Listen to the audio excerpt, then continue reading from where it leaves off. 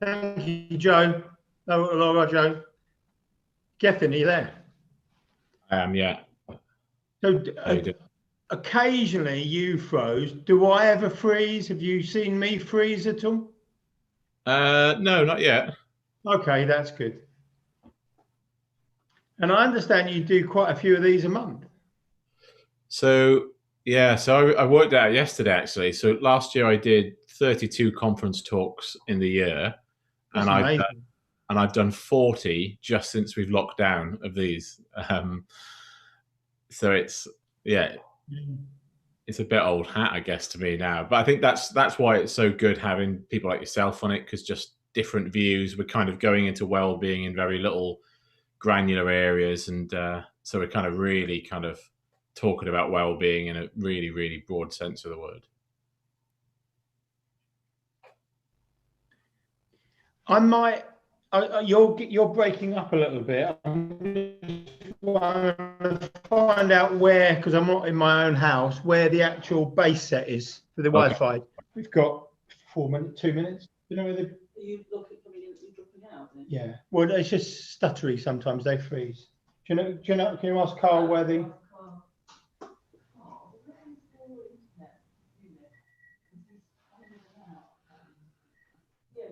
But you can hear me okay, can you, Gethin? Just then you kind of went in and out a little bit. A bit staccato, okay. Yeah.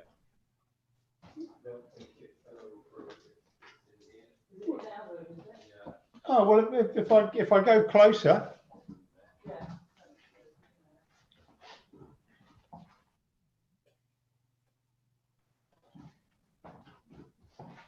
Is it in the super?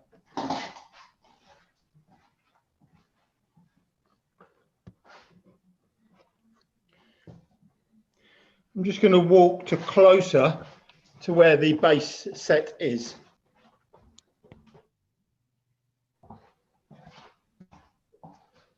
Are you still there, Gethin? Yep. Super. Yeah. Yeah, I think that's a bit better. Yeah, well, I'm right next to it now. Super. Yeah, that'll be good. You're right with your background, or? I've got a fake background. Oh, excuse me. With my crazy hair. Oh dear. Forgot you were there.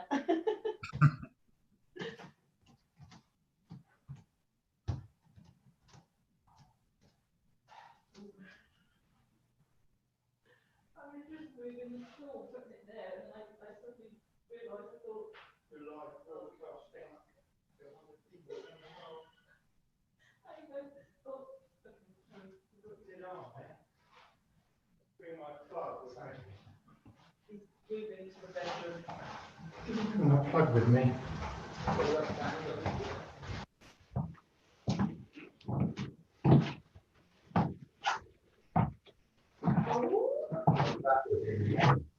Back in the room. For those who are starting to join, we'll begin at 11 a.m. We're just sorting out some technical difficulties, as expected, but we'll be with you shortly. So, hi, John, Steve, and Sophie. Thanks for joining earlier. Appreciate it. We've got a plug handy. The socket, you mean? Yeah, I might need an extension lead. Here. Okay. Super. I don't know what's plugged into it then.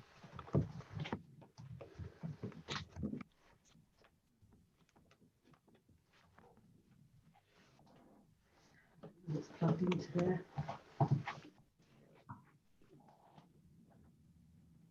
Oh, there we go.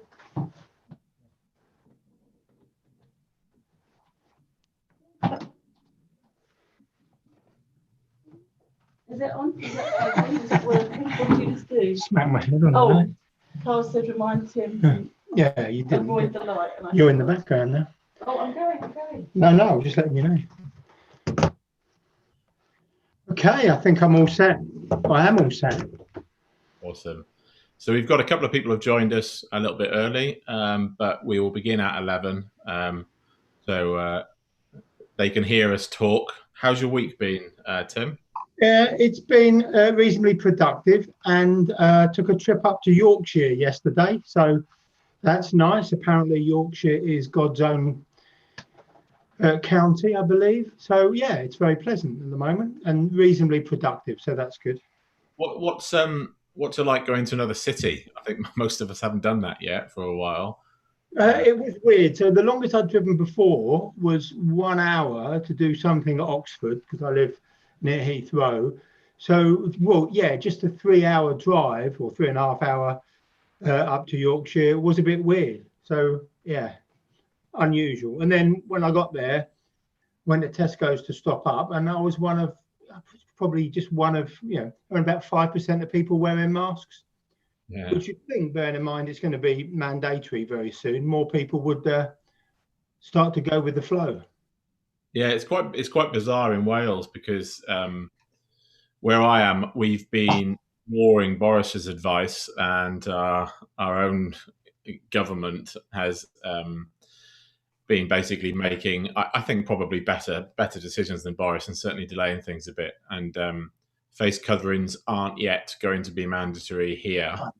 A few weeks, but we've gone, I think, almost the entire 2 weeks now without any deaths and only about 5 new cases. So out of a population of 3 million, you can kind of forgive people for not taking it that seriously, because I guess in Scotland it doesn't seem as prevalent. But like you say, we've got to get used to it. You're going to have to do it probably for a long time. It is about behaviour change, and the context does make a difference.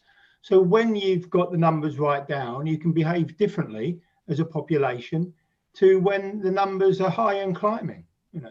I'm just amazed that rather than giving the track and trace to local authorities and directors of public health, who are very, very good at that kind of stuff, they've centralised and outsourced it. I just find that shocking, to be honest. There's a lot of conspiracy theories as to where this money's going, and somebody put on Twitter the other day that they suspect the reason why masks are now going to be compulsory is because Dominic Cummings knows somebody who runs a mask making company. Yeah. We'll see how that pans out. It's quite bizarre. But it is interesting how many perhaps unusual beliefs have surfaced and become very prevalent. Maybe they were always lurking under the surface. Yeah, exactly. Right, so we are at 11 o'clock by my watch. So we will begin. People will inevitably start flowing through over the next couple of minutes or so. So we kind of let them join. So good morning, everybody. Thank you for joining us on this Friday morning. Really happy to have you here. A lot of names I can see of people that have joined us for previous webinars as well. So we appreciate your loyalty and commitment to these. We've ran quite a lot of these now, so really appreciate you guys supporting and joining. As we go through, we want you to encourage you to kind of submit your questions, etc. So please do that. If you have any thoughts or comments, please do that as well. Before we get started, I just wanted to remind everybody that we are offering free wellbeing consultant sessions with myself.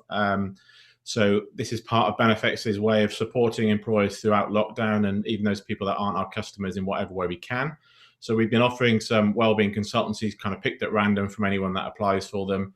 So you can use the link in the Zoom chat, or that's on screen, or just find us on social and ask us, and we'll tweet you the link or send you the link.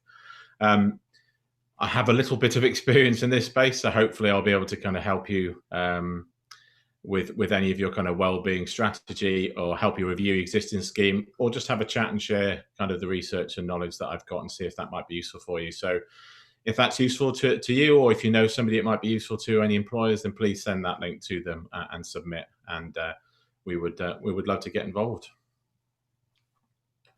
So as I mentioned, ask as we go. Not just questions. If you have any comments or thoughts, please send them through. You can put those in the question and answer session or the chat functionality.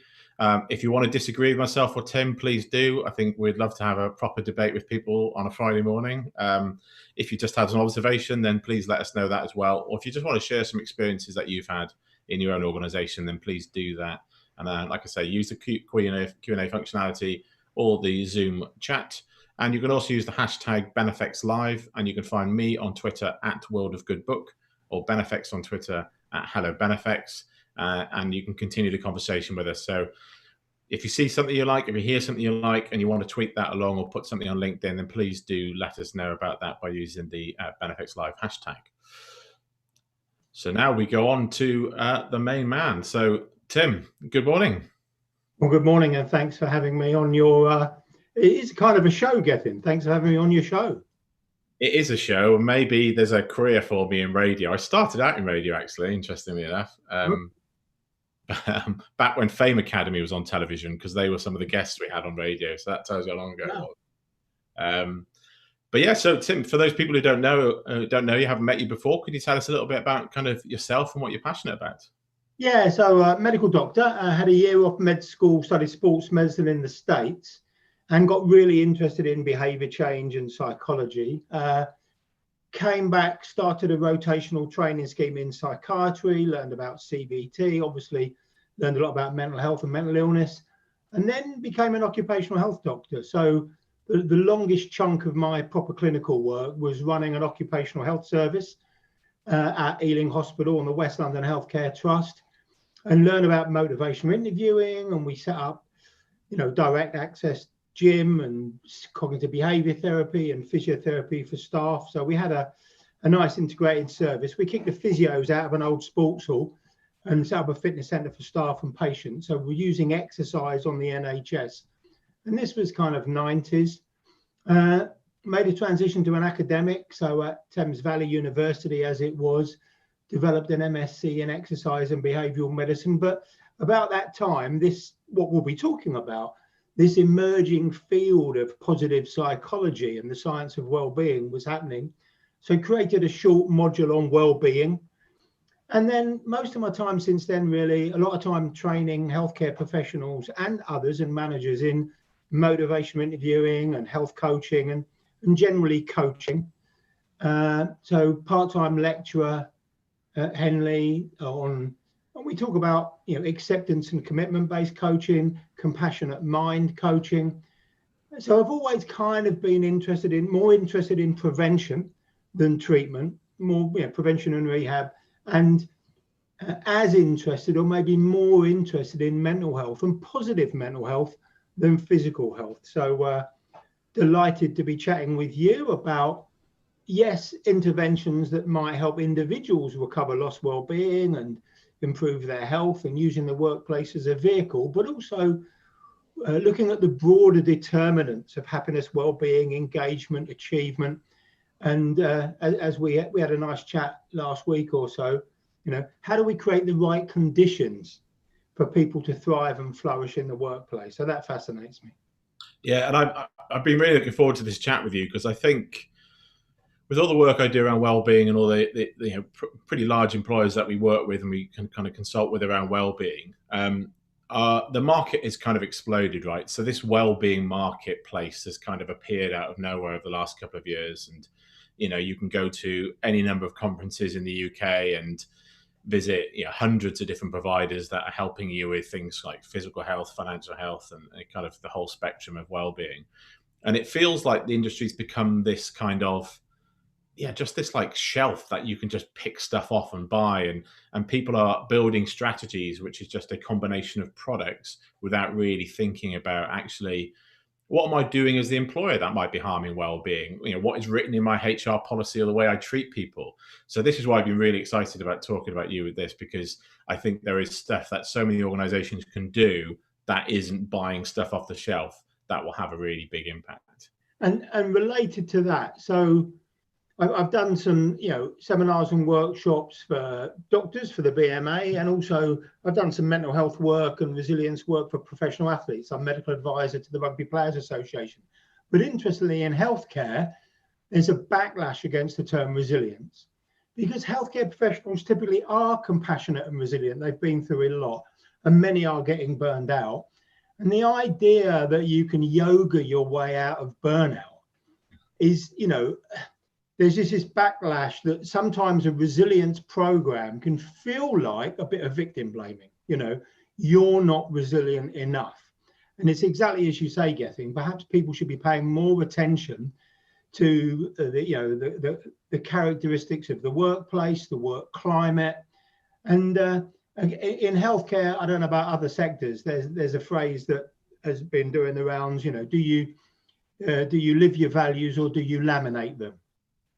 So workers are sometimes quite aware of a mismatch between the espoused values of an organisation and what they experience on a day-to-day or operational basis. So a couple of things there that I think are fascinating. So I learned this week about something I hadn't heard about before, called compassion fatigue. And there's a growing body of research about how actually, what the NHS have been going through over the last kind of couple of months. And actually, when I was spoken to this guy who told me about this, my immediate thought was actually that's what HR and payroll have been going through as well. They're the people that an organisation has turned to say, that we need to support our employees. And I know from our point of view at Benefex, the amount of customers we've had that have approached us basically saying we wanted to look at well-being, and now a pandemic has happened and we really think we should be pushing that kind of strategy forwards.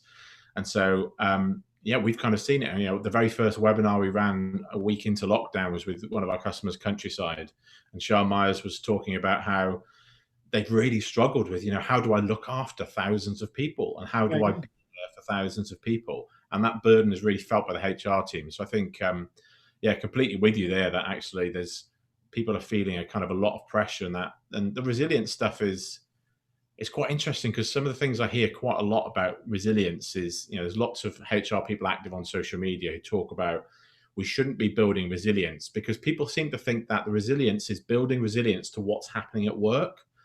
And it kind of feels like, but we can help people build resilience to the inevitable things that are going to happen in life that are going to kind of bring them down, right? It's not just about building resilience so they can deal with all the work I'm going to throw on them. It's about dealing with life, right? Yeah, absolutely. And resilience isn't about bouncing back. Let's make that clear. So while that's a folk psychology definition, you don't bounce back if, you're abducted and raped or you lose someone in a road traffic accident. Resilience is about adapting well in the face of adversity. And your level of resilience isn't entirely about what's inside you. So there are things like attitude, beliefs, self-acceptance, the strength of your inner critic, whether you cultivate gratitude. So there are things inside you, but there's things outside you as well. So not just having a job, but having good work makes a difference. Having a financial buffer, having good friends. So it's important to realize that resilience isn't just inside you, it's outside you, but it's exactly as you say, the workplace can be a vehicle for helping people with personal growth and development more broadly, not just in adapting well in the face of, some of the bad things that inevitably happen in the workplace. Excellent. So we had a chat a couple of times over the last few weeks about what we were both passionate about, what we wanted to talk about today. One of the things that I wanted to get your view on was, there were two large studies conducted over the last, I think, 18 months or so in the US into workplace well-being. And obviously all this stuff is pretty subjective, even the results can be pretty subjective. And I kind of interpreted both of those, and the way the researchers summarized some of the results was actually, when you design workplace well-being for the workplace, it's more likely to fail. And now these are US focused, so typically you're going to have well-being strategies aimed at bringing healthcare spend down, because that's obviously continually rocketed in the US. But do you think there's something in that? Do you think we should be thinking more about the individual at the end of all this strategy that we develop? Certainly, I've done a bit of work on healthcare redesign, healthcare improvement, and there's a view, if you just focus on the patient in terms of how you might design or improve or reconfigure your service, you're not going to go far wrong. And I suspect it's the same with things at work. If you relentlessly focus on, creating the right conditions for the worker, you're not going to go far wrong. And, even if you look at the quality gurus of the past, Duran and Deming, they had, and Lean when it first, came over, as it were, the total production system, there was a big focus on autonomy and giving the workers feelings of control and the skills. And so, there is a reasonable tradition of kind of relentlessly focusing on what matters to the worker. I did flag up that I might talk about self-determination theory. So Maslow articulated needs, never put them in a pyramid, but more recent work around psychological needs has been led by Deci and Ryan, and the University of Rochester site has a lot of papers about it. So their self-determination theory suggests, and there's evidence to support, that human beings have 3 psychological needs. They even use the term nutriments. So just as, you know, a plant typically might require moisture, soil, sunlight, etc., to grow and thrive and flourish, their view is that human beings have 3 psychological nutriments or needs, and they are need for autonomy, need for competence, and relatedness. And the best way to kind of get a deeper understanding of this is a lovely animation by the Royal Society of Arts of a book by, or a talk by Dan Pink. So Dan Pink wrote a book, Drive, The Surprising Truth About What Motivates Us. And I would thoroughly recommend you check out the animation by Dan Pink, which clearly shows in a number of studies, when you pay some people more, performance goes down. Now, he's kind of retweaked it away from autonomy, competence, and relatedness. He talks about autonomy, mastery, and purpose.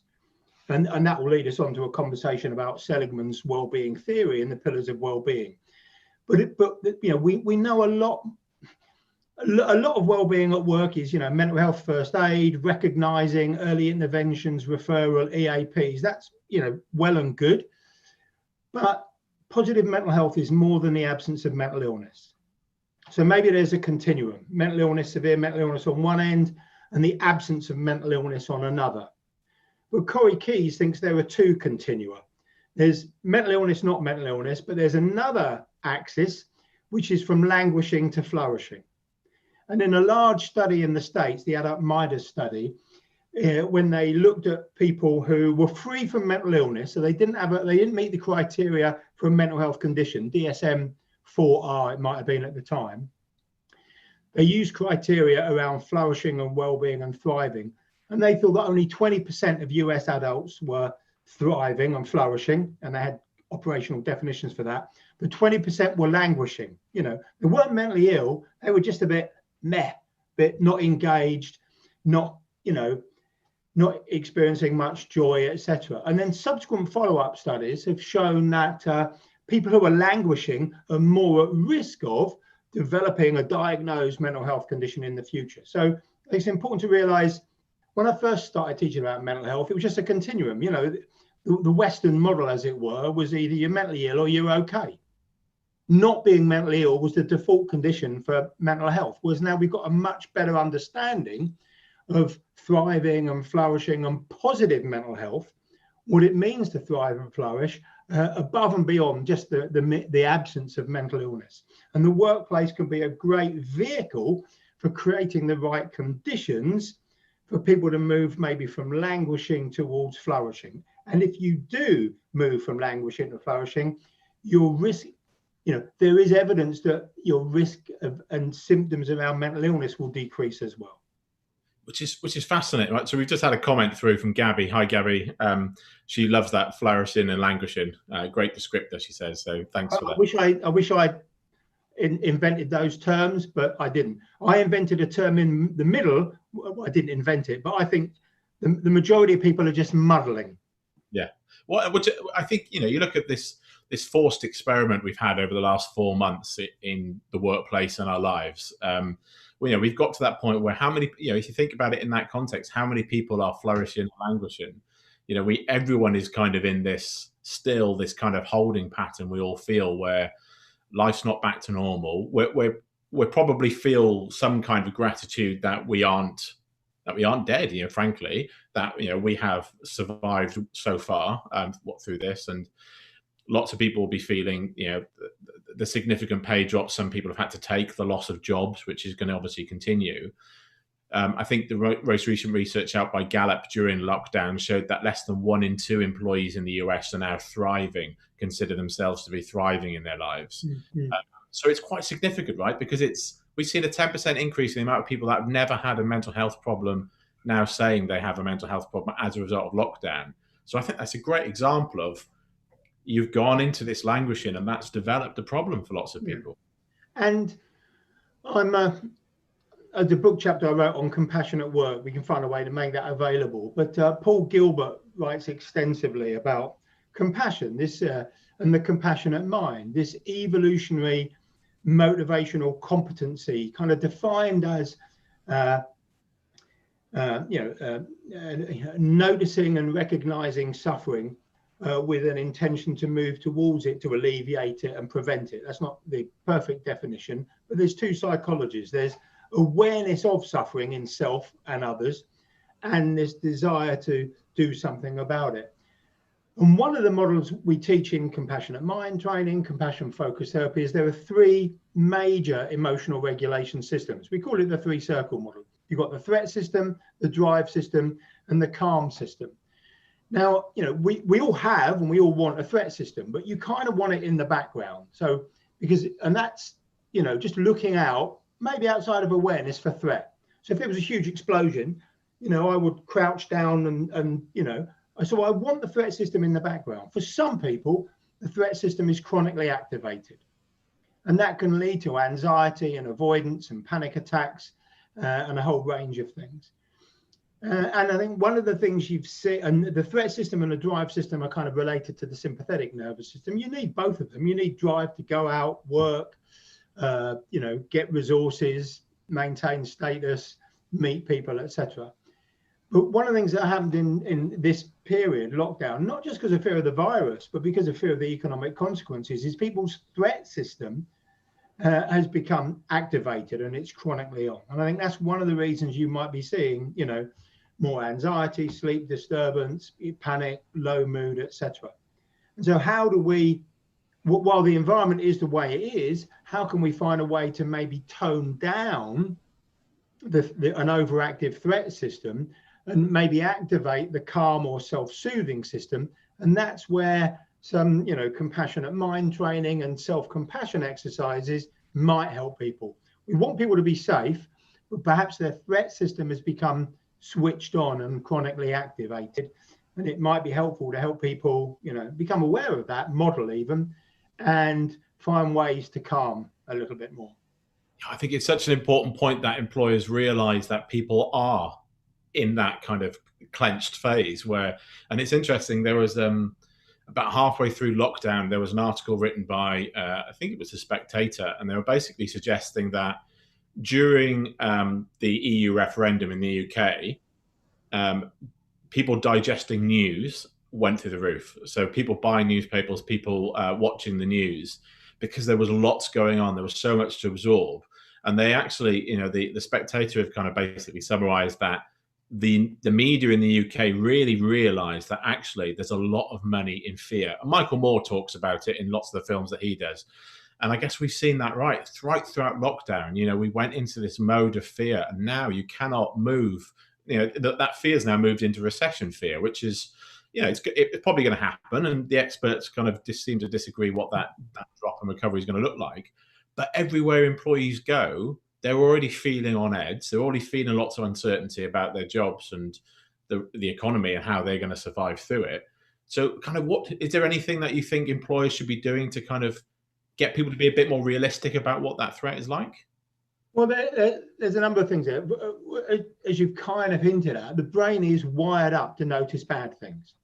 So bad things are more likely to kill you, so they grab your attention. Good things happen, but you might need to pay attention to them. Hence, some positive psychology exercises, around noticing what went well. Okay. So the brain is wired up to notice bad things. However, it's also the case that just as a real threat can trigger anxiety, so a symbolic threat can. So with animals in nature, let's say you're a zebra, you're being chased by a lion, you will have a massive threat response. Adrenaline will surge, you'll be running away, fighting for your life, doing stuff. But when the threat goes away, you then go back to kind of grazing.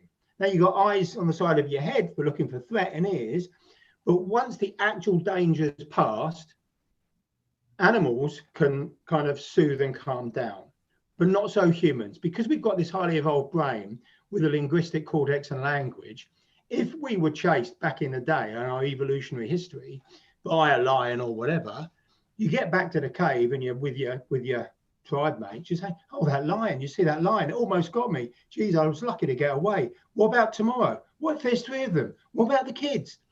And so we've got this ability to ruminate and continue to upset ourselves. So that's one of the reasons why. So acute stress in and of itself isn't really harmful. It may be beneficial. You have acute stress reaction, you have more immunoglobulins, you know, your immune system's boosted, your blood may thicken in order to clot if you're injured. So acute stress, and the physiology of acute stress isn't bad. It's chronic stress. And especially if it's inescapable, that seems to lead to harm. And some of it, and some of the threat that people are in isn't due to real danger. It's due to rumination and what they're saying to themselves. So I'm trying not to go against what I said earlier, which is focusing on the individual, but it is the case that individuals may benefit from, first of all, cultivating self-compassion, because we've all got an inner critic, and a critical inner voice beats us up. You're no good, you're fake, you're an imposter, whatever. That can trigger states. So there's treating ourselves with the same kindness and non-judgment we might treat other people.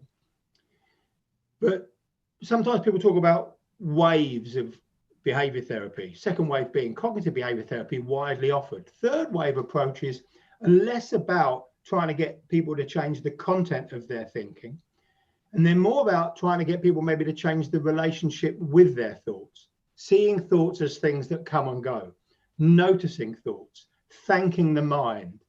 And also, rather than what commonly happens, because anxiety is a painful emotion, blocking it out by not going out, having a bath, drinking, or whatever, it can be worthwhile to make space for, allow, and accept unwanted emotions, even though they're not pleasant. You're not saying you want them.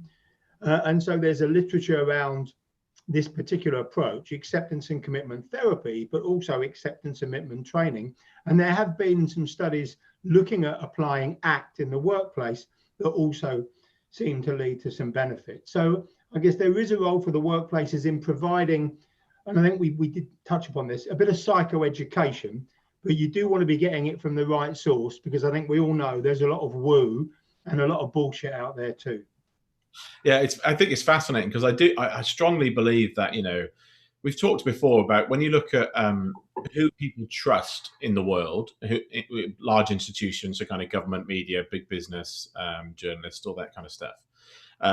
The most trusted institution in the lives of almost everybody in every country, in 72% of the cases, the most trusted person in the lives of people around the world is the employer, and has been for quite a number of years, according to the Edelman Trust Barometer. And so it almost feels like, if that's the trusted source, and if we look at what's happened during lockdown, the amount of effort that employers have generally put into looking after their staff, being more transparent, being open with their communications, being more caring, letting the CEO be visible to say, look, we care about you and we're going to get you through this, and it might be difficult, but we'll be there for you. Almost something like 2/3 of employers have seen employee engagement scores increase during lockdown, because they've started to express care, so they started to offer tools and compassion. And it's quite significant, I think. So organizations are essentially large groups of group living social primates. You know, that's essentially what they are.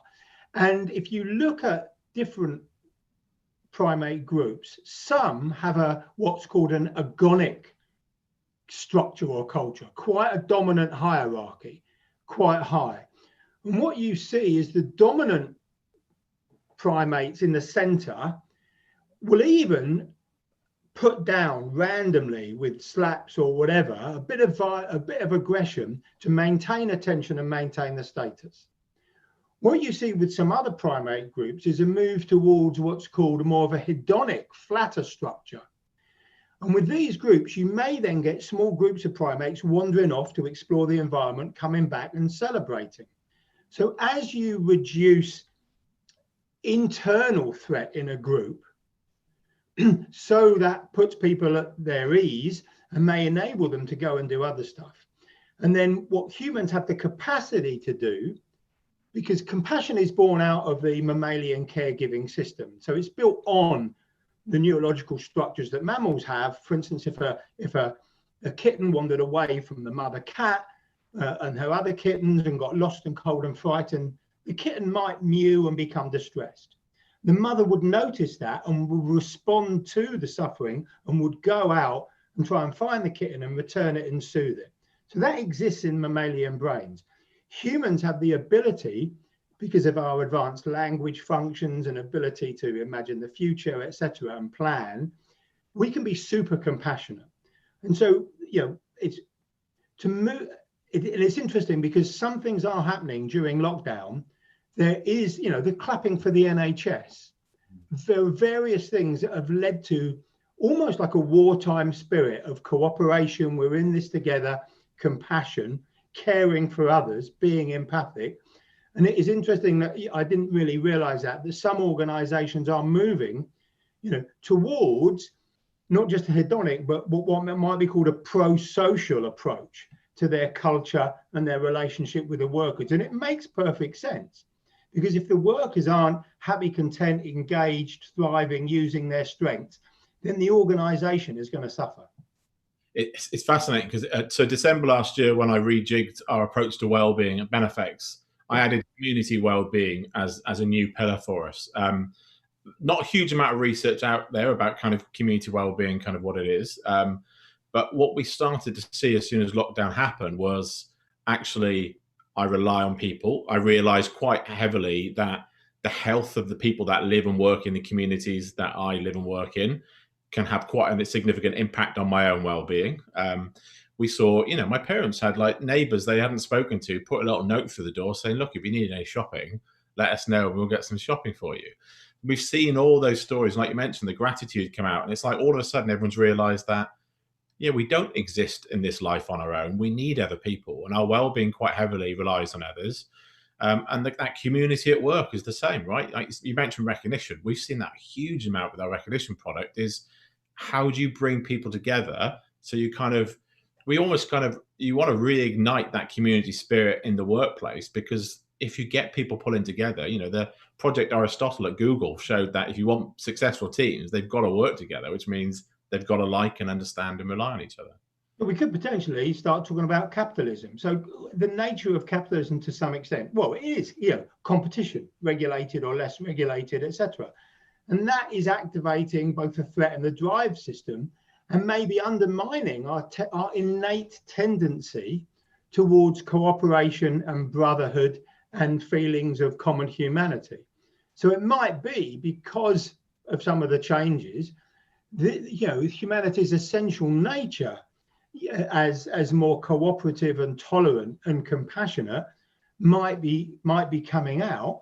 But unfortunately, probably capitalist systems that are rigged against the individual typically.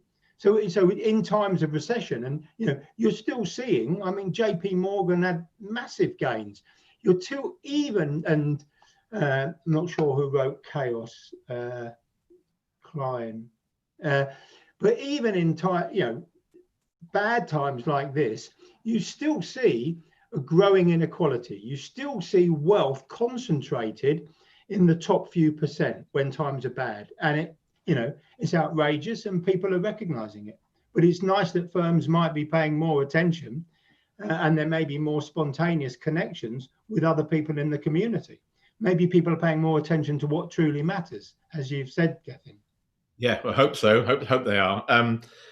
We talked a little bit with psychologist Rob Robson last week, I think, about the manager's role in well-being. And when you and I spoke before, we talked a lot about empathy and actually, can you have, if my experience at work, if I work for a really large company, I'm not going to deal with the board. I'm not going to deal with the CEO for most people. My experience of that employer, of that brand, is going to be my line manager. We've talked, there's lots of research and people have talked about the soft skills of the future being empathy and line managers and that kind of stuff. So how important is us to design and use empathy when we think about well-being at work? So empathy, as you may know, there's cognitive and emotional empathy. So sometimes people make a distinction, but some of it is imagining yourself into the shoes of another person, imagining what it might be like to be them. So it's an active imagination, and then it may be communicating that. I mean, Carl Rogers talked about the conditions that were required in a way for people to self-actualize and flourish. Empathy was one of them. Non-judgmental warmth was another. Congruence and genuineness was another. So Carl Rogers, one of the, one of the humanistic psychologists, talked about creating the right conditions in therapy for human beings to unfold and self-actualize. And we talked about this as well. Abe Maslow, who many people are familiar with from the hierarchy of needs, was asked by someone to look at how his approach, his humanistic psychology, could be applied to the workplace. So I think in 1960 or 61, he went to, I think it was the wire mold factory in North California or whatever, and studied there for a while and took notes. And he wrote a book called Psyche. Not a catchy title, but Google it. But it's been written up, I don't know if you can see that, Maslow on Management. Yeah. So, and that's other people commenting on it, because Drucker and other people and Mackenzie, Theory Y, were heavily influenced by Maslow's writing. He defined Psyche as the state that would exist if 1,000 self-actualized people lived uninterrupted on a desert island. And his view was that a humanistic psychotherapist or counselor could do good work, but could only treat one-to-one. A humanistic teacher could do good work, but could work with, 20, 30 people in a class.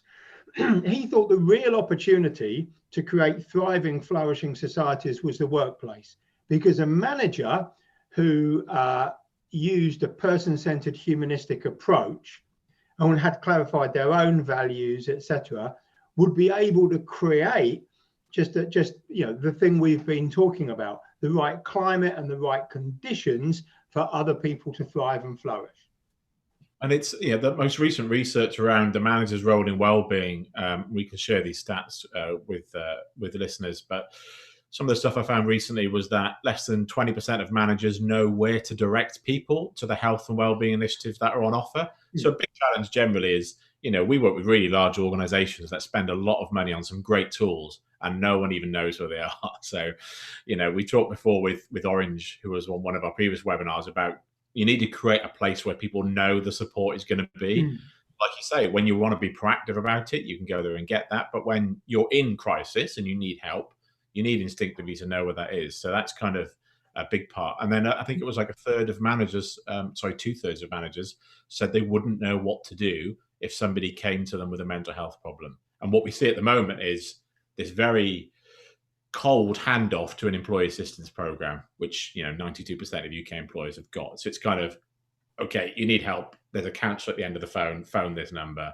And it just feels like we could be doing more than just handing people over. So definitely two things. There's early intervention and recognizing and providing support and guidance and warmth to someone who does have a mental health problem. And that's a significant percentage of the population. And then there's also creating a non-stigmatizing environment so people are more likely to talk.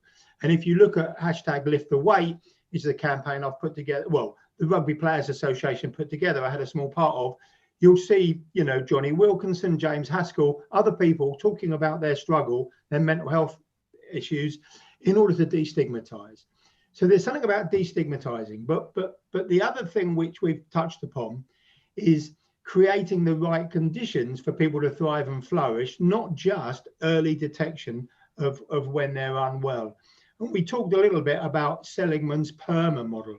So Seligman was considered he's considered one of the grandfathers of positive psychology. So when he became president of the American Psychological Association, 1999 or whatever, you have to have a theme. And he thought psychology had lost its way and had become a kind of a handmaiden, as it were, to medicine, focusing on, diagnosing and treating mental illness. And he called for psychology to re-embrace some of its history around understanding and studying the things that make life worth living. And he said, and I call this orientation positive psychology. Now, he didn't invent the term, because Maslow's 1957 book, I think, Motivation and Personality, the last chapter was called Towards a Positive Psychology. But Seligman gave that a massive boost. And then in his 2010 book, Flourish, he articulates what he describes as well-being theory. So he sees well-being as made up of 5 pillars, overlapping, but also just somewhat separate. And you can remember this by the acronym PERMA. P for positive emotions, E for engagement, R for relationships, positive relationships, M for meaning, and A for accomplishment. Now, he thought these things were intrinsically motivating. These are things that human beings would want to move towards, as opposed to extrinsic motivation, where you're not doing it because you enjoy it, you're doing it for something that comes afterwards. And you and I had a chat about how, a manager, if A, they were compassionate, and B, they wanted to improve their own well-being and improve performance, engagement, creativity, organizational commitment, could think through, how do I increase people's experience of positive emotions, flow, recognition, etc.? How do I increase engagement in life, in the work? How do I improve the quality and positive relationships? How can I increase meaning and purpose? And that's one of the reasons you're seeing, interest in community activities and volunteering. And then how can I increase feelings of achievement and accomplishment? All of that will map on to job characteristics model of Hackman and all the traditional stuff.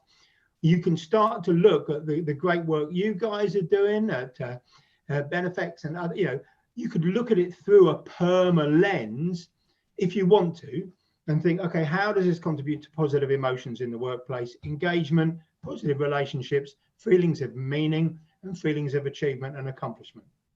Which is, it's interesting, when we developed, it's not a sales pitch for the product, but when we developed our recognition tool, we did so because we got to the point where we started building it and we realized that actually this is a well-being tool. I genuinely believe that recognition is a well-being tool, because what we've been able to see is that increase in positive emotions, just general more positive interactions. It builds that community well-being that we talked about, because all of a sudden you're helping somebody, like especially now during lockdown, because as somebody who's worked at home for a decade, as soon as lockdown started, I felt more engaged with the business than I felt in such a long time, because everybody was now in the same boat as me. So the little catch-ups, the little meetings didn't happen. They happened in a way that I could join without having to drive for 3 hours to do so. So all of a sudden, my community well-being improved because I felt like I was more of a community. And we've been able to see for the clients that took, even like customers that aren't Benefex customers, we took up a trial we gave out during lockdown. We started to see that actually people were building more positive relationships with each other. And the impact that had is, and anyone that's had a thank you from their boss knows, so when I was about 18, I used to work part-time in Staples, the office supply superstore. I think they've closed a lot of UK stores now, but I worked part-time through my A-levels and through university at the same store. And at one point during my time there, the American CEO wrote me a letter about a glowing letter he'd received in the US from a customer in the UK about how I helped them buy a computer and, continually helped them over a period of a couple of days, because I think it was an old couple who were unsure about spending what at the time was quite a lot of money on a computer. I've still got that letter. I've had that letter for 20 years. And it's a really good indicator. I think that people love that recognition. People like to be. You're exactly right. So I've trained thousands of healthcare professionals and others in an approach called motivational interviewing, worth searching. There's a book now on motivation in the workplace. And the core skills, and these aren't specific to MI, we talk about using your OARs, open-ended questions, affirmations, reflections, and summaries. Some of that delivers empathy, etc. But let's talk about affirmations. Affirmations are comments and statements which recognize what's right with the person. They're not the same as, oh, well done. They're not the same as praise. They're not the same as a compliment. And what you might affirm, you can remember by the acronym VARS. V for values. Your family is obviously really important to you. A is for achievements. I really like the way that you were able to create that PowerPoint on time. I know you were under a lot of pressure. Thank you. S is for strengths. You show great leadership in that project. And E is for effort. So I know you didn't get the result you want, but I really appreciate the effort you put in. So just by adding the noticing and the recognition of what's right with the person, not what's wrong with them. What's strong with them, not flips it. So some managers wander around and find out what people are doing wrong. I'm not sure who wrote the 1 Minute Manager, Spencer someone or other. But he talked about wander around the workplace and catch people doing things right. There are so many opportunities. So with healthcare professionals, I say, when was the last time, you got feedback about what you're doing right from your manager very close to the moment you did it? And some of them said, oh, yesterday I got a great manager. She thanked me for this. And some people have to think back to a previous job. So coming back to the key role here, people say, there's a saying, I think, isn't there, that people join organizations and leave managers. Just training. A lot of managers are unfit for purpose. They've been promoted due to technical skills or ability elsewhere, but they just can't do the empathy, the non-judgment, the engagement. They can't adopt a coaching style.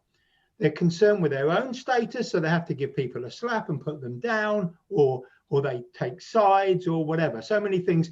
There are 6 criteria we can share later, which reasonably undermine respect and cooperation in the workplace.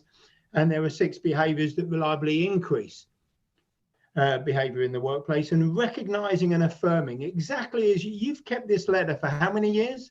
20 years. Yeah, because this validates you. Yeah. This is recognition, and there are so many opportunities to recognise people and to help them feel good. And something interesting, and he only found this out recently, and I haven't told anyone this, but I report directly to our CEO, and every time he sends me something that praises me or thanks me for doing a job well done, even if it's very like a little kind of, that was really good, thanks for that. Even about these events, he's attended a few of these events and he's kind of given some positive feedback. I have a folder in my inbox, which I file those emails away into. And then when I'm feeling like my confidence is a bit low, when I'm feeling like the imposter syndrome that I think most people who are good at their jobs tend to get, whenever I kind of feel that, I go to that little folder on my email and I just remind myself that, yeah, I'm good at what I do and people do think that. And I just think it's fascinating how we just cling on to that. And like I say, the fact of clinging on to it for 20 years is kind of, the letter looks brand new. I've kept it that good condition. It still looks brand new in its envelope. But it comes back to what you were saying. The brain is wired up to notice bad things, and the press knows that bad news sells newspapers. So selling stories of distress and threat and bad things kind of engages people. And so I do some strength-based coaching. I encourage people to go to the VIA website, for instance, and take the free character strength survey. The view is that the American Psychiatric Association publishes the Diagnostic and Statistical Manual version 5. It grows massively, and it's a very detailed taxonomy of mental illness and the ways in which human beings go wrong and suffer. The American Psychological Association published virtues and strengths, or strengths and virtues classification system. So they went all around the world, different history, different periods, Greek poets, African songs, a whole range, to try to find out, are there almost universal character traits, trait-like, that are recognized, celebrated, that don't undermine people when they're displayed. And they identified 24 different character strengths that seem to be, so these could be genuine biological evolutionary traits that human beings have. And there's a little bit of it, and we may have 5 or 6 signature strengths, things that make us genuinely us. And there's a bit of evidence that if you know what your strengths are and you find ways to use them together or more often, that may help you be more resilient and be more productive. So and many people, like I say, many people are very familiar with what's wrong with them, their defects, because other people are telling them and their inner critic is telling them. So there's a language about strengths. What's right with you? What are you good at? What do you enjoy? What do other people appreciate about you? And that can help with the transition as well.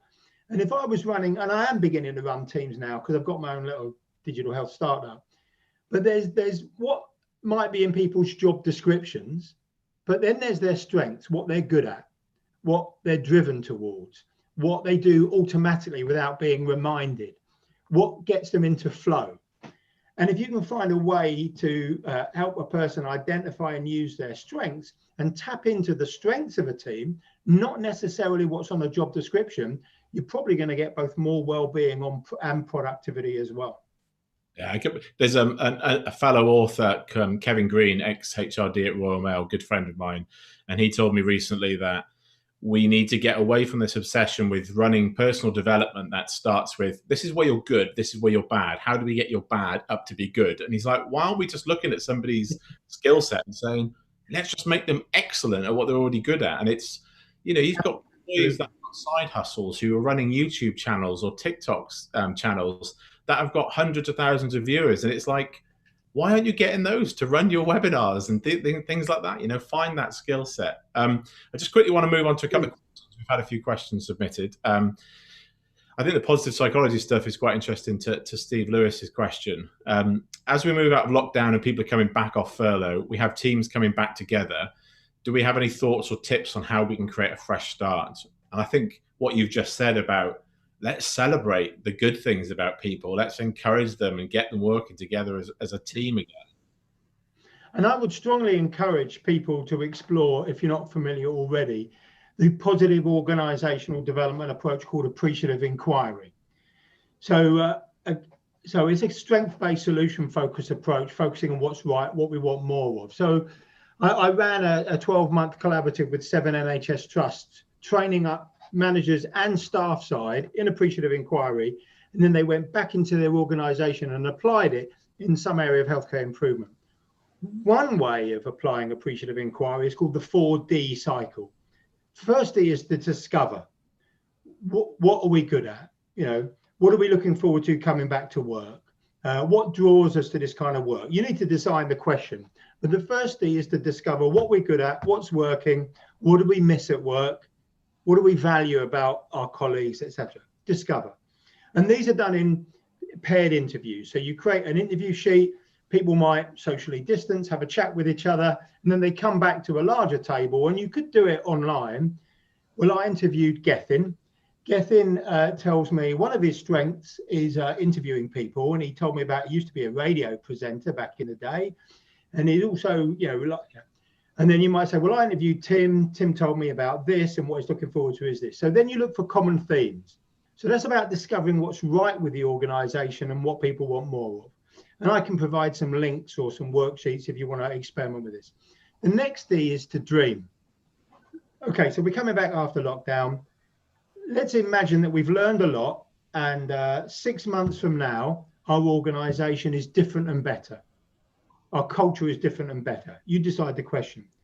What will be different in 6 months' time when we're this, that, and the other? And again, people interview each other. So I get depending on what the interview might say. It might say, Gethin, it's 10 months down the road, and Benefex has further increased X, Y, and Z. Tell me what that'll be like. What will be going on?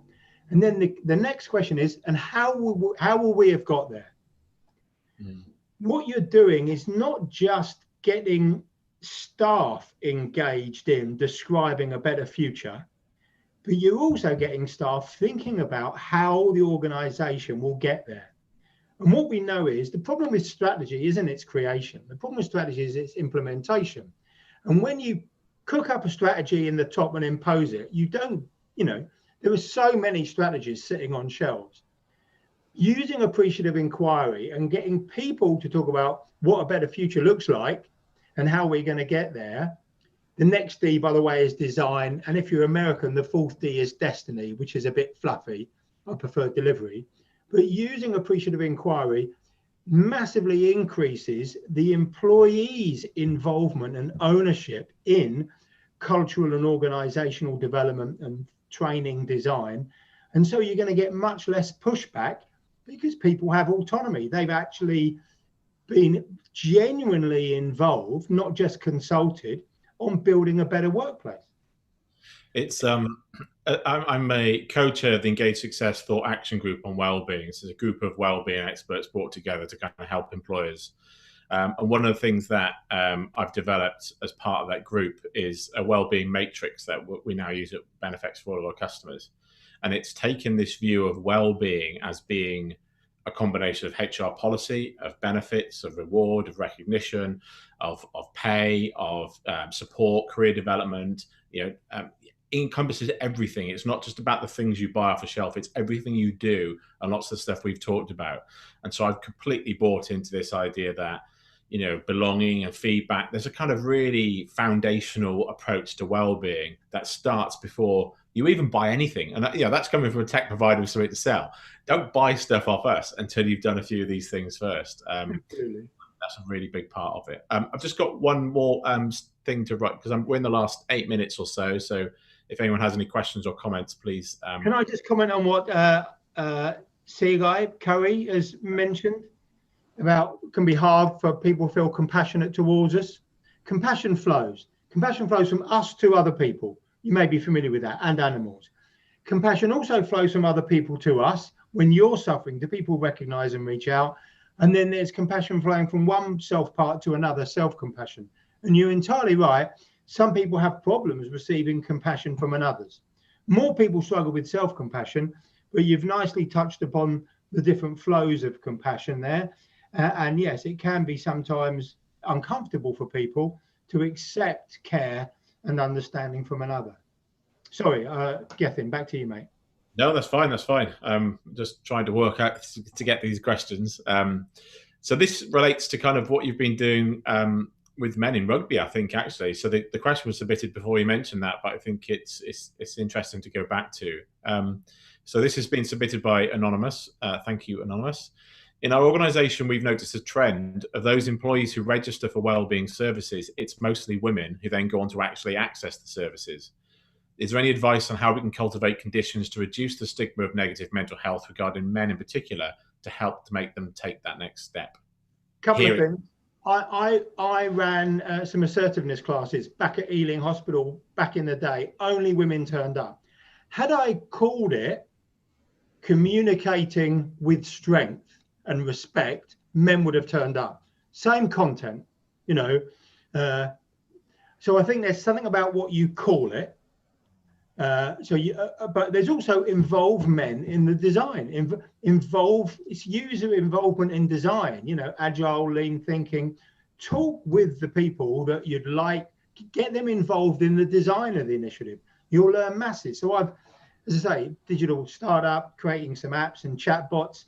We're using a collaborative online whiteboard with Post-it notes, and we're learning so much. So, one thing would be pay attention to what you call it, and the other would be involve the people for whom you're designing or offering the intervention, involve them in its design.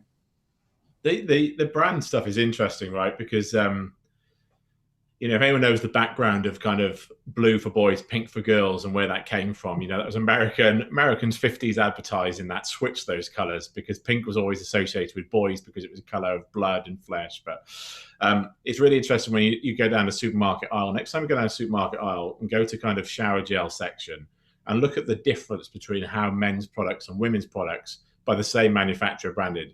Get the same thing, put a grey or black bottle on it, and use words like strong and all that kind of stuff. Put black pepper as the smell rather than neutral or anything like that. And all of a sudden, it appeals to men. So as much as people like me don't think that's how society should be, clearly it works, right? It works. Men and women are both concerned about status, but they seem to pay attention to different things in terms of how they value and rate themselves compared to other people. And men typically don't want to be perceived as needing help or being in weak. That's an overgeneralization. That's why we were so pleased with the Lift the Weight campaign. Please go and have a look at some of the videos of people like, international rugby players talking about their difficulties and their struggles.